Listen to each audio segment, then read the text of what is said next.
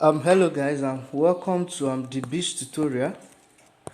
So I want to do the continuation of our class on Redux 5. On Redux 5, where we talk about oxidation. We talked about the oxidation of alcohol. That is how alcohols undergo oxidation. So oxidation of alcohol, that is the topic. So I want to continue with our Redux 5. So we know we have five classification of three classification of alcohol. We have the primary alcohol, and we have the secondary alcohol. We have the secondary alcohol, and lastly we have the tertiary, in which you have three alkyl group attached to the carbon bearing the OH. So basically these are the three classes of alcohols that we have. Now we're going to work with these three classes, but one thing to note is this: I said primary and secondary alcohol can undergo oxidation with the exemption of tertiary alcohol. Yes, but then there is a condition for tertiary alcohol to undergo oxidation also. We are going to look at that in this video. So let's start with the primary alcohol, and basically our oxidizing agent we'll be using, we are going to make use of acidified KMNO4, or we make use of our K2Cr2O7 potassium pentachromate. So we are going to make use of this oxidizing agent. Any of the oxidizing agent you are making use of, you still get the same product. So now basically I'm going to start now, and we are going to start with the primary alcohol using this same reagent. Now the first instance, now let's say we have our primary alcohol. This general representation. You can use any example you like. So we are making use of KMnO4. Don't forget acidified. So we are using this. When you oxidize this primary alcohol, don't forget oxidation deals with removal of hydrogen. So the first thing that will happen is that these two hydrogens will be removed. Do you get that now? So what you have left is RC. You understand now? RC. Don't forget. Then you have oxygen and you have hydrogen here. That's double bond OH. This is our intermediate aldehyde. These are intermediate aldehyde. So from here now, the oxidation process still continues. So you are making use of our KMNO4 again in the acidified from our intermediate aldehyde formed. So the next thing that will now happen is this: one oxygen will be added. Don't forget, oxidation is removal of hydrogen, which we've done here. Now the next thing is addition of oxygen. So what you now have as the final product is C double bond OH. This is the oxygen added. That's the process. That is when you oxidize primary alcohol, you get carboxylic acid. So don't forget. So step one in the mechanism. Step one is removal of hydrogen. And the step two in the mechanism is addition of oxygen. And basically that's our what? Oxidation. That's oxidation. So good. Now we know. So we only follow these two steps there. So the next thing is, let's go through the secondary alcohol also.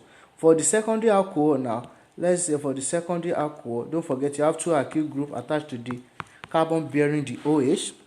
Now you are oxidizing with KMNO4 in the presence of acidified KMNO4. Now we are working with this. Now you are oxidizing. Don't forget, the first thing is what? Removal of hydrogen. So if you are to remove hydrogen, you are going to remove these two hydrogen. Two hydrogens will be removed. Two hydrogens will be removed. Then what you have left will be 2R, C, and O. You understand? So that will be R, C double bond O, R. You get that now since we've removed the two hydrogen. So this is our intermediate ketone. Intermediate ketone. So the next thing from here, don't forget, this is now the addition of our oxygen. Still our oxidizing agent, KMNO4 acidified. So addition of oxygen now, what we're going to arrive at is this. You add one oxygen to this point, then you have RC double bond OOR. This is it. Meaning that if you oxidize secondary alcohol, you get your final product to be an ester. Ester will be your final product. So that's the mechanism for when you oxidize secondary alcohol, that's what you get. But now in the case of tertiary alcohol, tertiary alcohol do not undergo oxidation.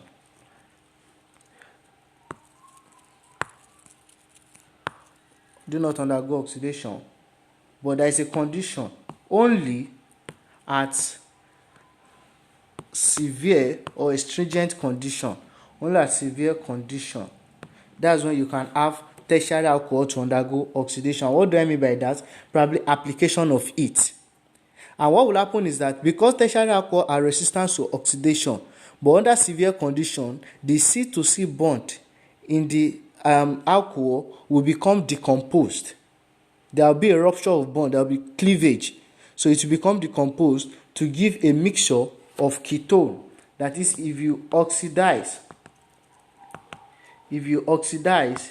tertiary alcohol, you get two products. You get a ketone and you get a carboxylic acid.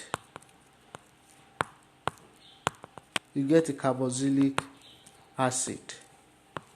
So that's it. So when you oxidize this, you get two products. So meaning that the initial tertiary alcohol will break to yield ketone and carboxylic acid, meaning you have to apply it. That's the severe condition for you to oxidize tertiary alcohol. So we're going to take a look at that now. Let's make use of one example.